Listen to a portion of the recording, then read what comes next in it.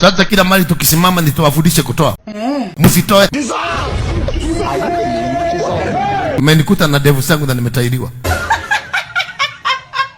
Kama hujui Mungu, walk out. There is nothing like kubebeleza watu. Huyo anaitwa Mungu. John 10:27. Walio wangu wanaijua sauti yangu, na wakisikia wanakuja, nawapa uzima wa milele. That's good though. Hakuna masaa ya kubebeleza mtu. Ati mtu ni mwokovu miaka 5 mpaka leo bado nafundishwa, wapendwa, mtoleeni Mungu, msimtolee. Miaka 5 hujajua maana ya wokovu ni nini? Mpaka leo unafundishwa kutoa. Mpaka leo unafundishwa fungu la 10. Mpaka leo unafundishwa kuomba. Na Bwana asifiwe. Ya nini anasifiwa na nini?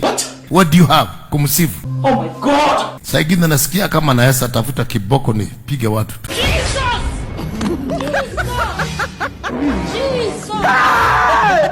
Yes, mimi ni wasimu. Basi tuwe wasimu kama mimi. 1000. 1000 only wazimu kama mimi. Wao umeokoka miaka 20 hujatoa hata pepo ya paka. So we don't have the capacity.